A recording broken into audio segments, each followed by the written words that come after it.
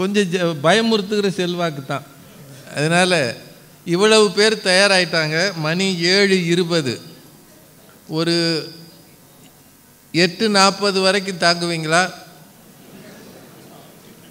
இல்லை தாங்கணும்ல. இந்த ஏதோ மணி கொண்டு வரேனாங்களையா அவங்க பெல்லு. என்னாச்சு? என்ன பார்க்குறீங்க? வாங்க சொல்லியிருக்கீங்களம்மா, வாங்கியிருக்கா? வாங்கலையா? சொன்னதெல்லாம் அரசியல்வாதிகள் மாதிரி ஆயிட்டீங்களையா.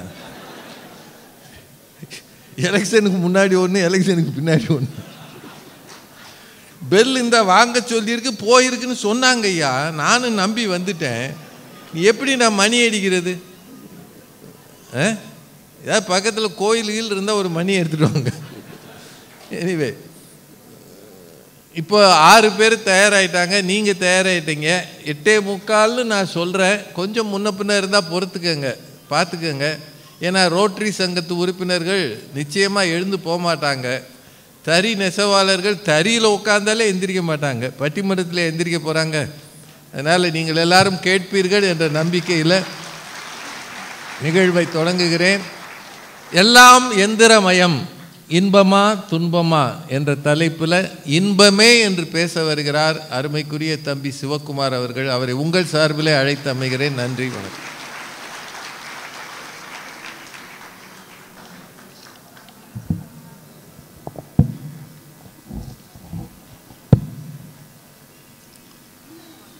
மெட்ராஸ் பல்லவா ரோட்டரி சங்கத்தினுடைய பல்வேறு பொறுப்பில் இருக்கிற பெருமக்களே, தறி எப்படியாவது இந்த மண்ணில் மக்கள் தங்கள் நெஞ்சங்களிலே மரியாதையோடு தரிக்கக்கூடிய அளவிற்கு வளர்ந்து விடாதா என்கிற ஏக்கத்தோடு பணியாற்றி கொண்டிருக்கின்ற பெருமக்களே, இந்த பட்டிமன்றம் என்கின்ற கருத்து சொல் விளையாட்டுக்கு நடுவராக இருக்கும் எங்கள் பிடி சார் அவர்களே, நானாயா பிடி சார்? படத்தில் என் பையன்தான் பிடி சார். அது படம்ன்றது நீங்கள் உங்கள் வாயால் சொல்லணுன்றதுக்காக தான் சொன்னேன். அதனால தான் நிறைய பேர் இப்போ என்னது இது திடீர்னு பிடி சார்னு சொல்கிறாங்களே. மேடையில் அமர்ந்திருக்கின்ற பேச்சாளர்களே, இன்றைக்கு பிறந்த நாள் கண்டிருக்கின்ற அன்பு சகோதரி திருமதி பாரதி அவர்களே, இன்னும் கூட பலமாக கைத்தட்டலாம். என்ன இதில் என்ன வஞ்சனை, காசா பணமா? இந்த நிகழ்ச்சியையும் உங்களுடைய பணியையும் விண்ணுலகத்து தேவர்கள் வாழ்த்துவது போல மேலே இருந்து இந்த நிகழ்ச்சியை ரசித்து கொண்டிருக்கின்ற பால்கனியில் இருக்கிற பெருமக்களே, ரசிகர்களே,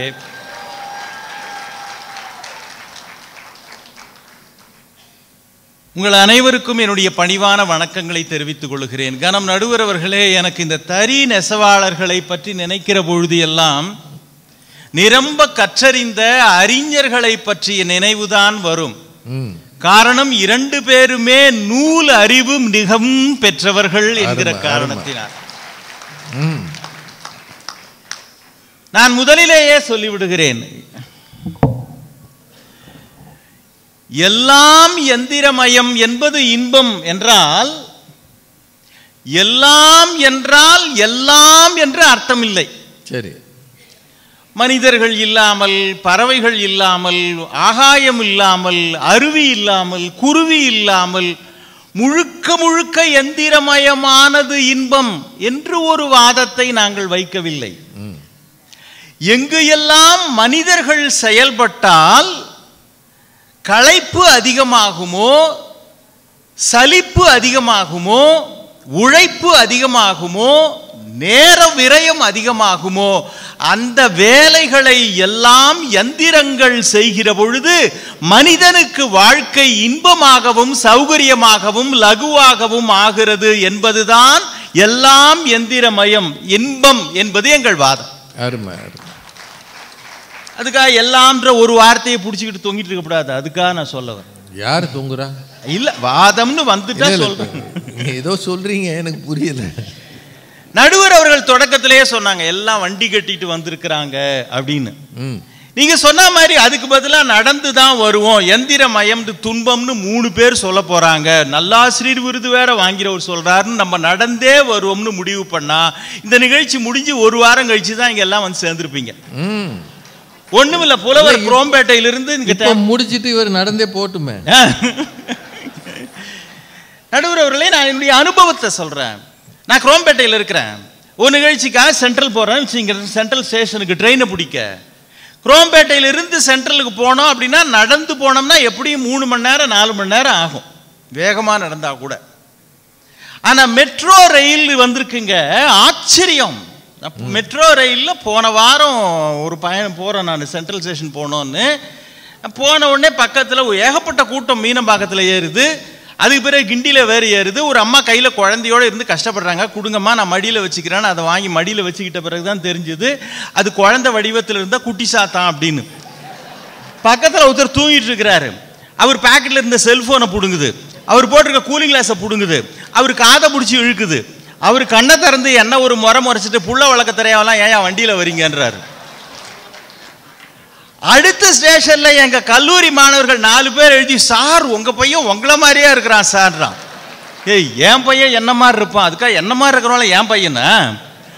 அதை விட கொடுமை, அடுத்த ஸ்டேஷன்ல எங்க மிஸ்ஸஸ் சைட்ல யாரோ ஒரு சொந்தக்காரர் ஒருத்தர் ஏறிவிட்டு, மாப்பிள்ள இது எப்போ பிறந்தது சொல்லவே இல்லையேன்னாரு. யோ, எனக்கே தெரியாதியா, அப்புறம் இல்லையா உனக்கு சொல்றதுக்கு இது எப்போ பிறந்ததுன்னு. ஆனால் நடுவர் அவர்களே, உள்ளுக்குள் இந்த கூத்து நடக்கிறதே தவிர மீனம்பாக்கத்திலிருந்து சென்ட்ரலுக்கு 30 மணித்துளிகளுக்குள் நாம் வந்து சேர்ந்து விட்டேன் என்பதுதான் ஒரு காலத்தில் 3 மணி நேரமாக இருக்கும் 30 மணித்துளிகளில் வந்து உடம்பு சிரமம் இல்லாமல் நேர விரயமாகாமல் வர வைத்ததே வண்டி பயணத்தை போலத்தான் வாழ்க்கை பயணத்தையும் சௌகரியமாக இந்த எந்திரங்கள் நமக்கு ஆக்கி தந்திருக்கின்றன என்பது எங்கள் வாதம். பிள்ளைகளை மட்டும் தூக்க கூடாது ஐயா, கண்ட பிள்ளையும் தூக்க கூடாது. நான் இன்னொன்று சொல்ல வரேன், நீங்க நம்முடைய நெசவாளர்கள் துணிகளை நெய்து தருவார்கள், ஆனா விதமாக நாம் அணிந்து கொள்வது மாதிரி அதை இன்றைக்கு விரைவாக செய்து தருவது என்பது எந்திரங்கள் தான், தையல் எந்திரங்கள் தான். சரி, இல்லைன்னா வெறும் துணி அப்படியே தாங்க கட்டிக்கணும். அரக்கை சட்டை, முழுக்கை சட்டை, ஜீன்ஸ், பேண்ட், அதுவும் பெண்களுக்கு எவ்வளவு விதவிதமா வந்திருக்குங்க. லெஹங்கா, அனார்கலி, குர்த்தி, அதுவும் ஆலியா கட் குர்த்தி, சுத்தி, புத்தி, இதோட மேட்ச் இந்த என்ன பிளவுஸ் மாதிரி டிசைனர் பிளவுஸ்னு ஒன்று வந்துருக்கு பாருங்க. அதுல கண்ணாடி வச்சு, ஜிமிக்கி வச்சு, ஜன்னல் வச்சு, கதவு தாப்பா எல்லாம் வச்சு, பில்லு வீட்டுக்காரர் பார்த்துட்டு அவர் மயக்கம் போடுற அளவுக்கு போயிட்டார். 10,000 ரூபா, 20,000 ரூபா, 50,000 ரூபா. யோ, துணி தைக்க வந்து சொத்து பத்திரத்தையா எடுத்துட்டு வர முடியும்? அதுவும் நடுவர்களே, வேட்டின்னு முந்திலாம் நம்ம கட்டுவோம், டிராயர்னு பிள்ளைங்க போடுவாங்க. இப்ப 2 முழம் தான் பசங்க இருக்கிறாங்க, அதுக்கு ஒட்டிக்கோ கட்டிக்கோன்னு அதுக்கு வேட்டியை கொடுத்துருக்கான். நம்பால டிராயர் போட்டு திரியிறான். என்னடான்னா பெர்மூடாஸா, அட நிர்மூடா, அது குழந்தை போட வேண்டியது. இத்த போட்டுக்கிட்டு ஒருத்தன் பர்த் மேல ட்ரெயின்ல ஏறி இரவு முழுக்க பயணம் பண்ணி கோயம்புத்தூர்ல வந்து இறங்குறான். விதமான ஆடைகளை நாம் அணிந்து மகிழ்வதற்கு நடுவரவர்களே, பெண்களுக்கு இத்தனை ஆடைகளை, தையல்னா பெண்கள்னு உங்களுக்கு தெரியும், தையல் எந்திரம்தான் தையல்களுக்கு இன்பத்தை தந்திருக்கிறது என்றால் இதில் மறுப்பதற்கு என்ன இருக்கிறது? அதுல 2 பெண்கள் வேற அந்த அணியில. கணம் நடுவரவர்களை, அதை விட இன்னொன்று சிந்தித்து பார்க்கிற பொழுது ரொம்ப மகிழ்ச்சியாக இருக்கிறது. விவசாயம் இந்த நாட்டில் யார் இல்லாமலும் வாழ்ந்து விடலாம், விவசாயி இல்லாமல் 2 நாள் நாம் வாழ்ந்து விட முடியுமா? ஒரு என்ஜினியர் தேவை நம்முடைய வாழ்க்கையில் எப்பொழுதாவது தான் தேவைப்படும்.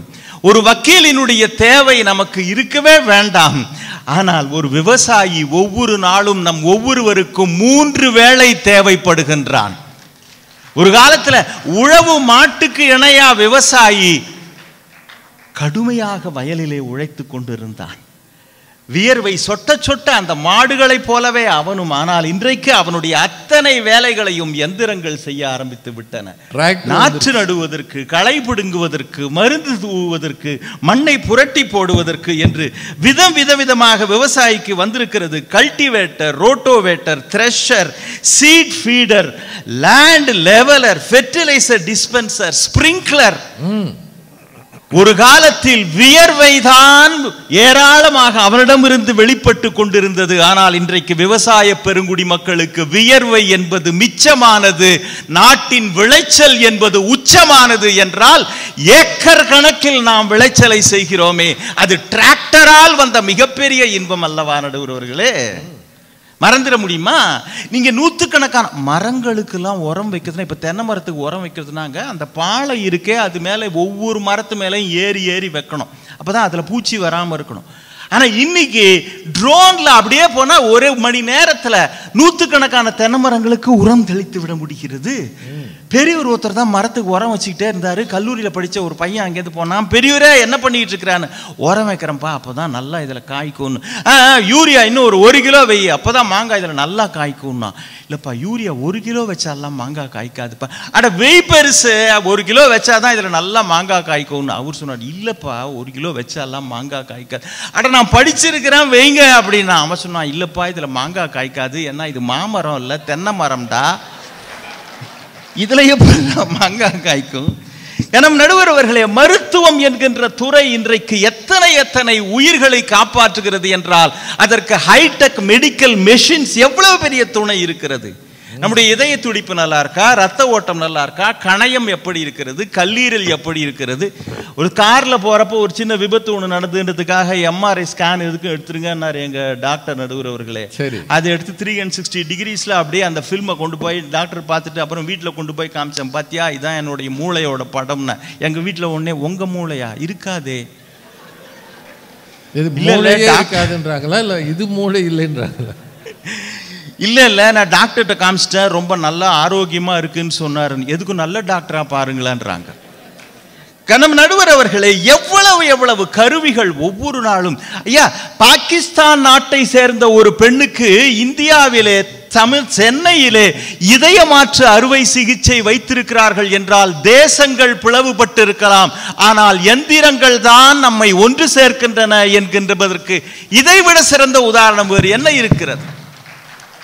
பெங்களூர்ல ஒருத்தர் ஒரு பெண்ணோடைய இதயம் 2 மணி நேரத்தில் அவசரமா கொண்டு வந்து அத்தனை எந்திரங்களினுடைய வண்டியினுடைய உபயோகம், மருத்துவ உபகரணங்களுடைய உபகரணம், இங்கே இருக்கிற அந்த இதயம் தேவைப்படுகிற ஒருவருக்கு இதய மாற்று அறுவை சிகிச்சை செய்யப்பட்டிருக்கிறது என்றால் இது எந்திரம் செய்த மந்திர ஜாலம் என்பதை தவிர வேறு யாரால் நடத்திருக்க முடியும்?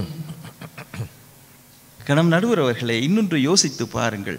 எத்தனை எந்திரங்கள் இந்த நாட்டை பத்திரமாக ஒவ்வொரு நாளும் நாம் தூங்குவதற்கு துணை இருக்கின்றன. இந்த தேசத்தினுடைய பாதுகாப்புக்கு உத்தரவாதமாக தேசத்தின் எல்லையிலே இருக்கிற ராணுவ வீரர்களுடைய கையிலே இருக்கிற எந்திர துப்பாக்கிகளும், போர்ப்படை விமானங்களும், போர்ப்படை கப்பல்களும், டாங்கிகளும், இந்த நாட்டின் பேரில் படையெடுத்து வருவதற்கு எந்த டாங்கியும் வாலாட்டாதபடி காப்பாற்றுவது டாங்கிகள் தான் என்பதை நினைத்து பார்க்கிற பொழுது கணம் நடுவர் அவர்களே, ஒன்றை சொல்லி நிறைவு செய்கிறேன். எந்திரங்கள் எப்ப துன்பமாகும் அப்படின்னா ஒரே ஒரு நேரத்தில், எப்பொழுது மனிதன் எந்திரங்களை தவறா பயன்படுத்துகிறானோ அல்லது பேராசையினால் அதிகமாக பயன்படுத்துகிறானோ, மனிதத்தன்மை மறந்து எந்திரத்தனமாக வாழ ஆரம்பிக்கிறானோ, அப்பொழுது வேண்டுமானாலும் எந்திரமயம் என்பது துன்பம். ஒன்றை சொல்லி நிறைவு செய்கிறேன். இந்த நிகழ்ச்சியை கட்டுக்கோப்பா நடத்துறதுக்கு கூட, உரிய நேரத்தில் தொடங்கி உரிய நேரத்தில் முடிக்கிறதுக்கு கூட நடுவர் கையில் இருக்கிற சின்னஞ்சிறு காலம் காட்டும் எந்திரம்தான் துணை இருக்கிறது. அந்த அடிப்படையில் எந்திரம் எல்லாம் எந்திரமாகிற பொழுது இன்பமே. நன்றி, வணக்கம்.